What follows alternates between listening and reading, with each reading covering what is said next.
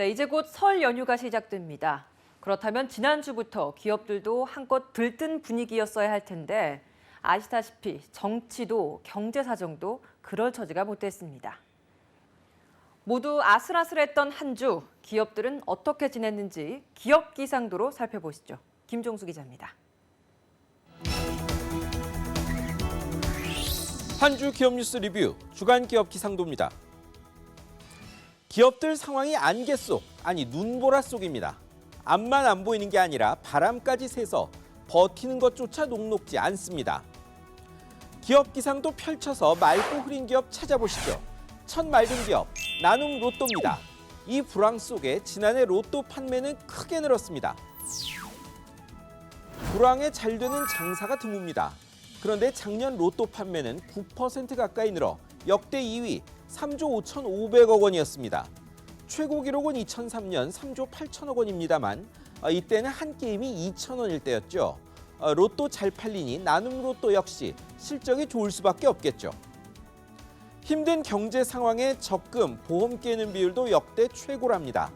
올해는 국민들이 한탕에 빠지지 않게 해줄 정치의 등장을 기대합니다. 다음은 게임회사 넷마블입니다. 한 달 매출 2천억 원 넘는 대박 게임이 등장했습니다. 리니지2 레볼루션이란 게임입니다. 원래 NC소프트가 만들어 흥행한 게임의 모바일 후속편인데요. 초반 인기몰이에 월 1,000억 원대는 될 거라고 했는데 뚜껑 열어보니 2천억 원이 넘었습니다. 국내 게임 초유의 일에 넷마블은 물론 이 게임 지적 재산권과 넷마블 지분이 있는 NC소프트까지 대박 조짐입니다. 게임에 빠진 가족이 있는 집에겐 안 좋은 소식이겠습니다만 이 불황에 기꺼이 지갑을 열게 하는 능력이 놀랍습니다. 이제 흐림 기업입니다. 롯데그룹 보시죠.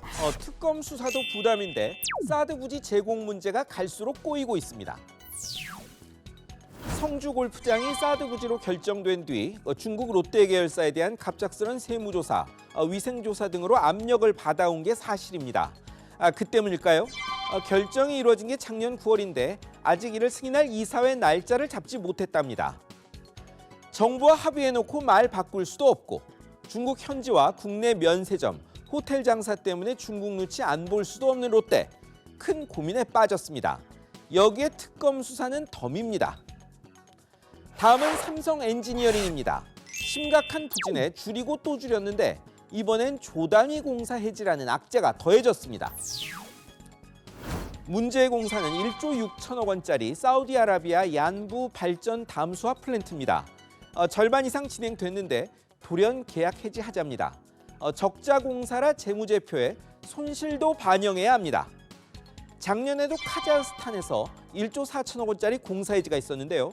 이렇게 수주잔고 줄어드니 매출 감소까지 예상됩니다. 작년 조선해운업 구조 조정한 금융당국이 올해는 건설업 들여다볼 예정입니다.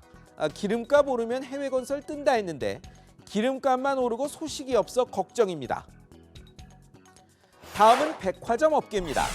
설 선물 장사로 연중 대목일 때인데 사정이 전혀 그렇지 않답니다. 명색이 백화점이라 선물 단가가 비싸니 김영란법에 직격탄을 맞은 겁니다. 설 선물 매출이 작년보다 10% 넘게 줄어든 백화점이 나오고 매출 늘어난 백화점도 고기, 과일, 굴비만큼은 두 자릿수로 줄었습니다. 급기야 현대백화점은 설 선물 최대 30% 세일에 나섰습니다. 사실 백화점보다 더 힘든 곳은 물건 공급하던 농어민들입니다. 불황까지 겹치니 일시적 진통으로 보고 대책 없이 넘어가기엔 이분들 고통이 너무 큰 것 같습니다. 마지막은 현대중공업입니다. 구조조정으로 힘든 이때 무서운 손님을 맞았습니다. 지난 19일 함영주 KB 하나은행장이 회사를 찾아왔습니다. 와서 한 말의 요지는 안심하기 이르다. 그리고 노조 파업을 염두에 둔 듯 노사 상생 두 가지였습니다. 회사 자구안 이행점검, 한마디로 돈줄을 쥔 주채권은행장이 직접 찾아왔다는 건 좀 걱정하고 있다는 뜻인데 아무리 정중해도 큰 압력이 아닐 수 없습니다.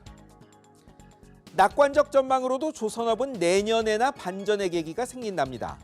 올해도 힘들겠지만 잘 버텨주기만 바랄 뿐입니다. 중국의 경제 보복은 갈수록 늘고 통상 공세를 공언한 트럼프 미 행정부도 출범했습니다. 이번 주말부터 시작될 연휴가 이 파도들을 헤쳐나갈 지혜와 용기를 충전하는 때가 되기를 바랄 뿐입니다. 지금까지 주간 기업 기상도였습니다.